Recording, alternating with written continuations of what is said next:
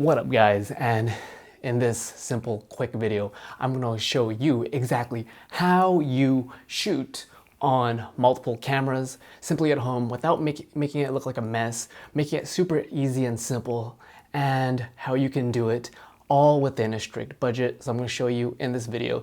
Stay tuned, hit that thumbs up button, make sure you subscribe. My name's Peter, let's get into it.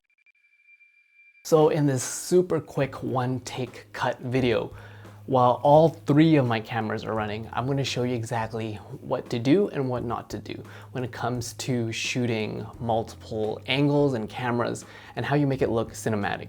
So the basics of shooting multiple cameras is you have to be aware is that number one, you have to make sure that there's going to be multiple. Think of it having one camera. If you have 2 or 3 cameras, you're essentially doubling or tripling the amount of footage that you're needing to film. And otherwise, your way that you need to film needs to be precise and make sure there's little room for error. What do I mean? You need to make sure that one of your cameras is your main source of audio. So right now I'm currently using the D5200 with the Rode link, and that is going to be my main audio source. Test, I can see my levels are recording. Test 1 2 1 2.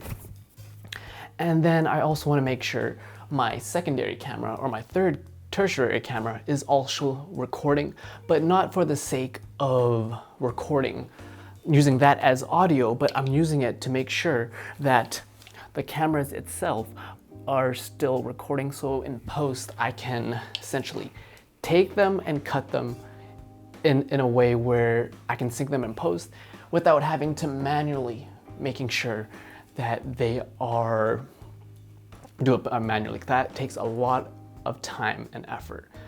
Tip number 2 when it comes to shooting with multiple cameras is change up your focal lengths. What do I mean? There's no point of shooting 2 same angles, same camera, same focal length side to side next to each other. It just doesn't make sense. So the biggest mistake that people do is they're like, oh, I have a second camera. I'm just gonna put it to the corner over here, set the same focal length, and that will do this little transition side by side, which it looks kind of amateurish. And the big takeaway is change up your focal length. So right now I have essentially shoulder width medium shot here, and with the 18-55 kit lens. And what I have down here as my B-roll is on my A6500 with a 30mm lens on my face here to show more facial expression, hopefully, because I don't see the back of this camera. But essentially, you want to have your main camera, your A camera, is making sure it's a standard shot wide, and your B camera is essentially, I'd say, 35, closer on the face, much more for facial expressions, and that's how you essentially set your cameras up. So you have one wide and one close. The biggest takeaway is to make sure that the angles, the focal length is different. So this one is at 18, the other one is at 30. There's no point of having 2 different camera angles side to side like that, like the here and here, and cutting where it's like you're shooting both at 18, because you might as well just have one camera with that, because it can get a little distracting. So tip number 3 when it comes to shooting multiple angles and cameras is that you want to set up your cameras so that they're roughly either, I'd say, 2 feet apart, 1.5 to 2 feet apart. You don't want to have it right next to each other unless you have a bigger zoom or focal length. So if you have camera 1 here and you have, let's say, camera 2 right next to it, then you better have an 18 on one and you better have like a 50mm on another, if that makes sense. Since this is a 18, I'm gonna position myself roughly 2 steps, and I also make sure that the focal length on this guy is also much closer on my face. So the main difference is I'm making sure that the angle that I have on this guy is different than the angle that I have on this guy. And it's easier if there is a subject. So I'm gonna introduce to you my friend Poopy over there. I call him Kirk, and to show you how exactly it's done. Okay, that's gonna be my camera angle numero uno, right? So as you can see, straight down, simply a straight down shot, subject is straight ahead. And how I would position my camera B is essentially how you can see. One here, essentially you're looking at an arm's length away. And if anything, I can have that guy a little closer here. Perfect. See, as you can see here, is that I have two camera angles now, right? One is essentially straight on, or essentially you can apply like the rule of thirds and you have your camera A like that, right there. And then you have your camera B much closer, just so you can get the facial expression.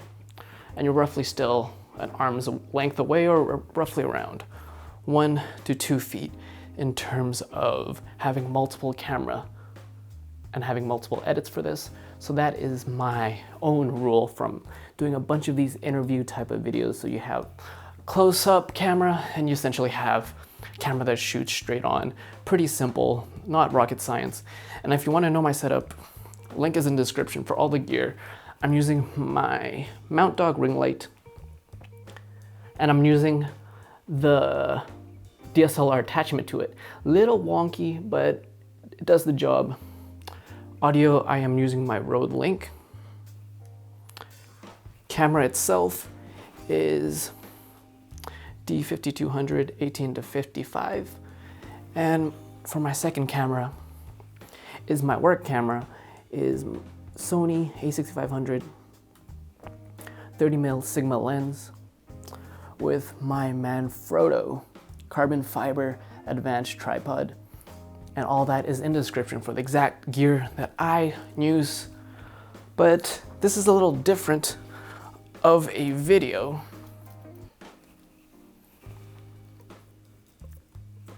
But what I've seen when it comes to having multiple cameras is, one, make sure that you're going to be aware of how much footage that you actually have to edit now. You're essentially doubling your footage.